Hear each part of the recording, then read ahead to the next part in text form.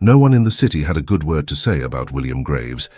He was known as the ruthless billionaire who bought up small businesses only to shut them down, fired loyal employees without notice, and built cold steel towers where old libraries and playgrounds once stood. His name was associated with power, not compassion. The media called him the Iron Heart.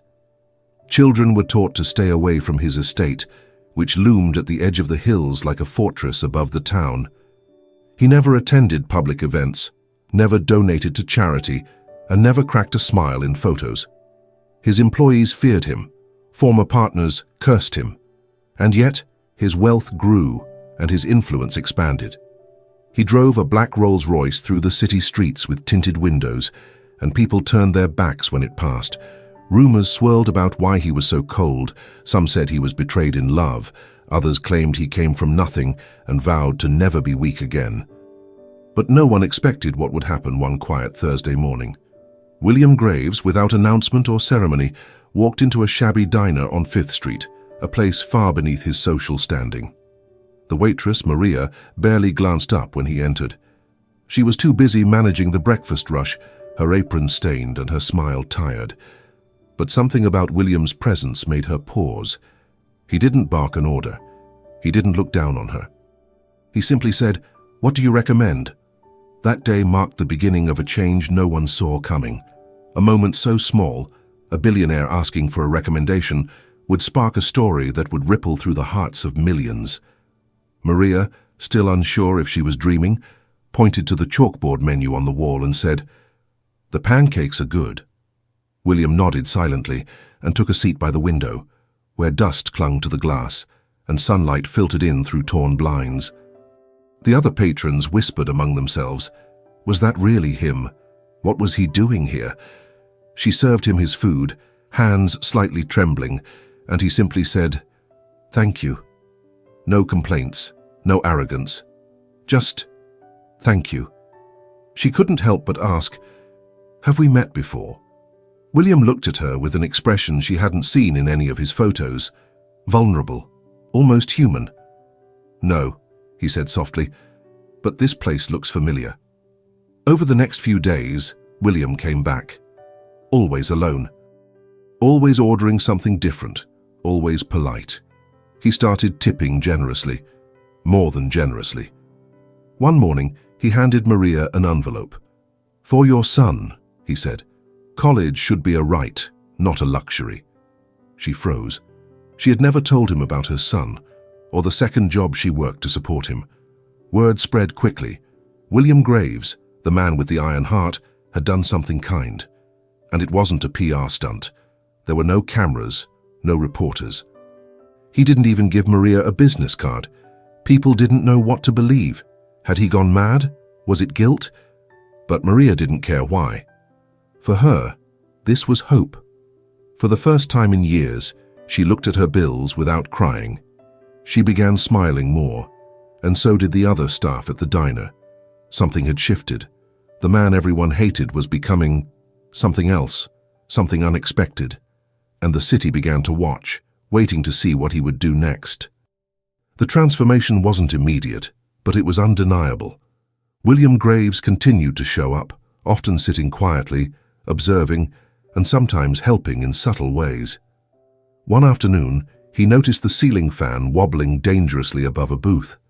The next day, a repair crew showed up, not in flashy uniforms but discreet workers who replaced the fan and fixed the flickering lights without charging the owner a cent.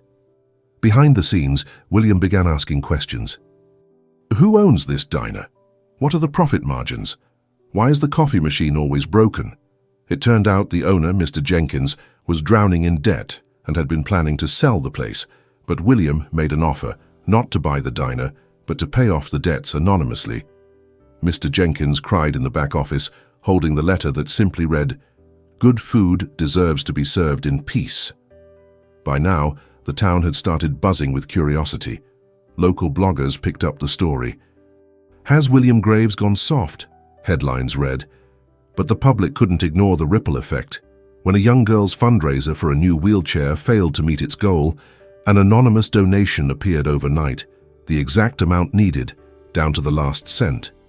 And when the old city park, once replaced by one of Graves's developments, was vandalized, a team arrived days later to rebuild it, adding more trees, benches, and a playground. People who once crossed the street to avoid his gaze now peeked at him from windows, wondering if the man behind the cold exterior had always carried this kindness, buried under years of bitterness and solitude. But the real turning point came not from money or gestures, but from a story, one that William finally decided to share. It happened one rainy evening when the diner was almost empty. The regulars had gone home, and Maria was cleaning tables when William asked if she had a minute. She nodded, sensing something different in his tone, softer, heavier. He motioned for her to sit. For a man known for silence and power, what he said next would change everything. "I used to sit in this very booth," he began, his eyes fixed on the window streaked with rain. "Not as a billionaire, as a boy. My mother worked here when she was sick, too proud to ask for help, too tired to keep going. I used to wait for her at that corner table, coloring on napkins.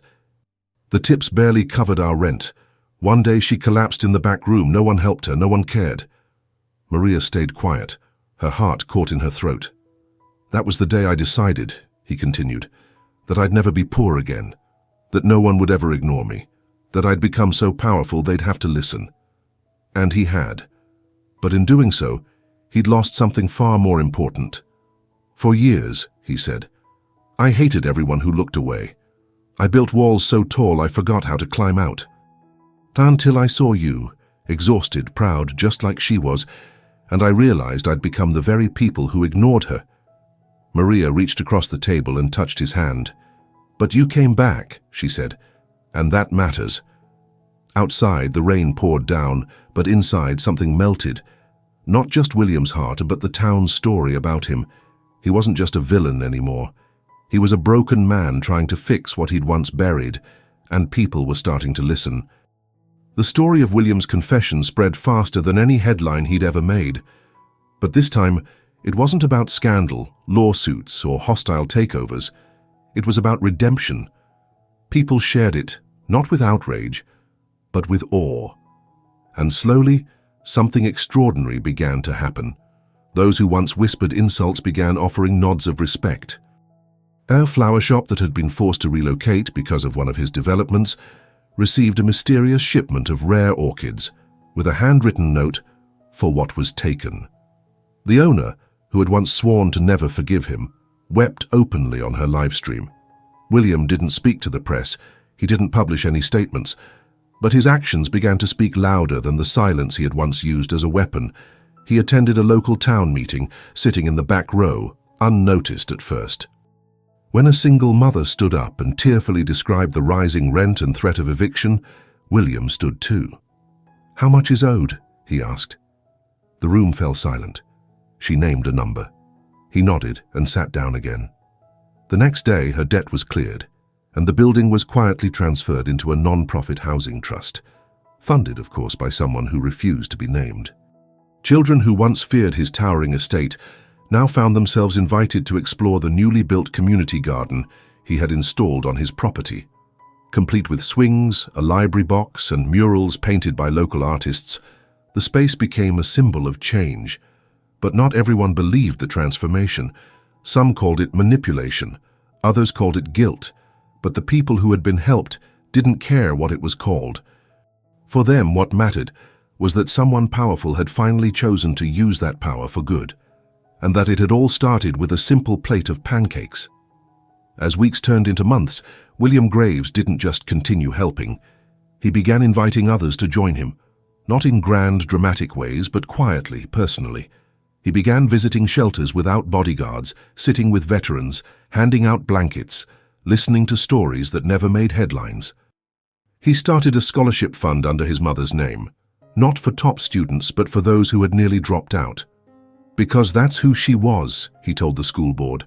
Someone who tried, even when the world made it impossible. It wasn't charity for show, it was healing in motion. Maria remained at the center of it all. The woman who had unknowingly cracked the armor around his heart became a trusted friend. William asked her to manage the new community foundation he'd set up, not because she had experience, but because she had compassion, And she said yes, but only on one condition. You have to keep coming here, sitting by that window, being seen. So he did. One Saturday morning, William was seen picking up trash in the park. Not photographed, not followed. Just a man, doing what needed to be done. A teenager approached him and asked, "Are you really the billionaire?" William smiled, handed the kid a bag and replied, "Does it matter if I am?" More and more people stopped caring about who he used to be. They cared about who he was becoming. For years, his name was synonymous with fear and greed. Now, it was whispered with surprise, with curiosity, sometimes even admiration. But for William, it was never about image anymore. He had spent decades trying to be untouchable. Now he was finally learning how to be human, and that made all the difference. The final barrier broke during the winter holidays. The city hosted a tree lighting ceremony downtown, something William had never attended until that year. He didn't sit in a reserved seat or stand behind a microphone. Instead, he helped set up chairs, carried boxes of decorations, and poured hot cocoa for shivering children. No one recognized him at first without his designer suit and entourage. He wore a knit cap and an old coat, blending into the crowd like any other citizen. Then a little boy tugged at his sleeve and asked, "Are you Santa?" William knelt down and chuckled, "Not exactly," but the boy insisted, "You made my mom smile again. You must be magic." That moment, captured by a passerby's phone and shared online, went viral within hours. The image, William Graves kneeling in the snow, laughing with a child, broke the internet. But this time, the world didn't mock him. They celebrated him. A movement began under the hashtag #HeartOfGraves. People shared their own stories of unexpected kindness, of redemption, of second chances. Former employees came forward to admit that they too had seen a change. One man wrote, "He once fired me without looking me in the eye. Last month he called me to apologize. I didn't even know he had my number." William never responded to the viral fame. He just kept showing up, to soup kitchens, to town halls, to elementary schools, where he read books aloud to first graders. The man who once couldn't be bothered with anyone now made time for everyone. And the city changed with him. People smiled more. Businesses cooperated more. Strangers helped each other, inspired by the most unlikely role model of all, the man they had once sworn to hate. Despite the growing affection for him, William didn't seek praise. In fact, he avoided recognition altogether. He refused interviews, declined awards, and any time someone tried to name a building or street after him, he redirected the honor to someone else, a teacher, a janitor, a nurse, anyone who had quietly shaped the community while the spotlight was elsewhere. But even without wanting it, his story became impossible to ignore. A documentary filmmaker reached out to Maria, asking if she would be willing to speak about the billionaire who had once been her most unexpected customer. She hesitated, unsure if William would approve, but when she asked him, he simply said, "If it helps others believe people can change, tell the truth." So she did. The documentary aired online, not on major networks. It was raw, emotional, and free of glamour. It showed William helping rebuild a burned-down animal shelter, reading letters from people he had wronged, crying openly when visiting his mother's unmarked grave for the first time in over 30 years. The final scene was filmed at the diner, where it all began. William was wiping down a table as Maria narrated. He wasn't trying to become a hero. He was just trying to make things right. That film sparked something global. Donations to charities surged. People around the world began doing random acts of kindness in his name. One letter from a teenager in Japan read, "If someone like William Graves can change, then maybe I can too." And that, more than wealth or legacy, was what William had always needed. Not to be feared or worshipped, but to be understood. To be seen not as what he had been, but as what he chose to become. The ripple effects of William's transformation reached places he never expected, and touched people he had forgotten. One afternoon, a woman in her 60s walked into the diner and stood silently at the entrance, clutching an old photograph. Maria approached her gently and asked if she needed help. "I'm looking for William Graves," she said, her voice trembling.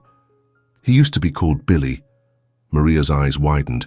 She led the woman to his usual table. When William looked up, he froze. His hands dropped to his lap. "Aunt Lena," he whispered. It was the woman who had taken him in briefly after his mother's death, the last blood relative he had known. They had lost touch decades ago, both buried by grief and pride, but she had seen the documentary. "I didn't know how to find you," she said, "but I never stopped praying you'd remember who you were." They embraced, not as billionaire and stranger, but as family. The moment was quiet, with only the hum of the coffee machine and the soft chatter of other customers in the background. No cameras, no spectacle, just healing. Later, Maria would say that was the moment William truly returned home. From then on, he began writing letters to people from his past, old classmates he'd bullied, mentors he'd ignored, even a gardener he once fired for tracking mud into his lobby. Some never responded. Others replied with gratitude, forgiveness, or even tears. Each letter was another step down from the pedestal he had once built to escape pain.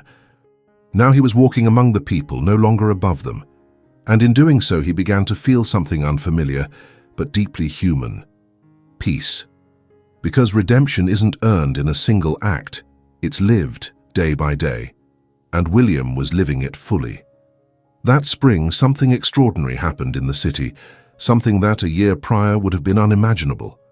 A mural appeared overnight on the side of an old building across from the diner. It was massive, painted in warm tones, and at its center was the image of a man sitting at a window seat, a cup of coffee in front of him, and a boy looking up at him with wonder.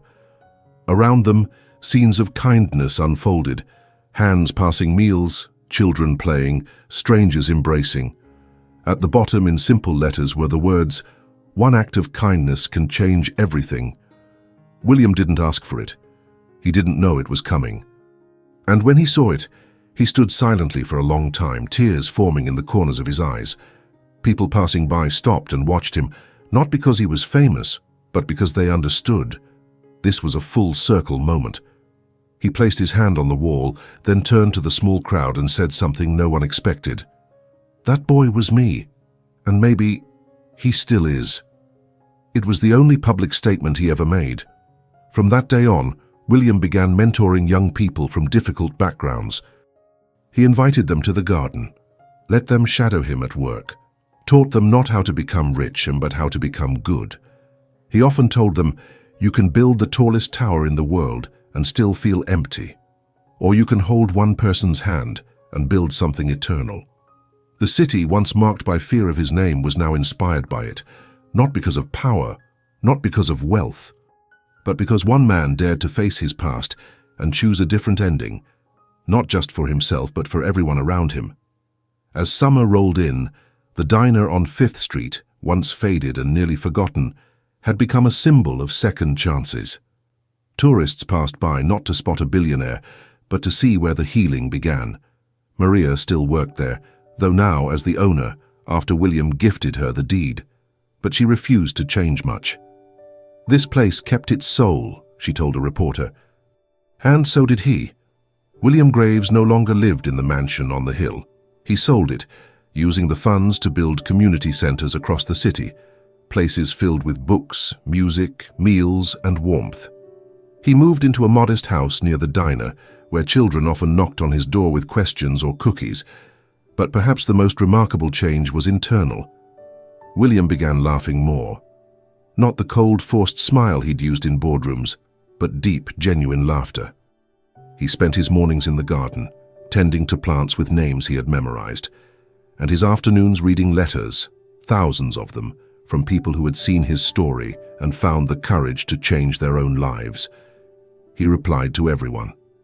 "I'm not perfect," he often wrote, "but I've learned that being human is enough."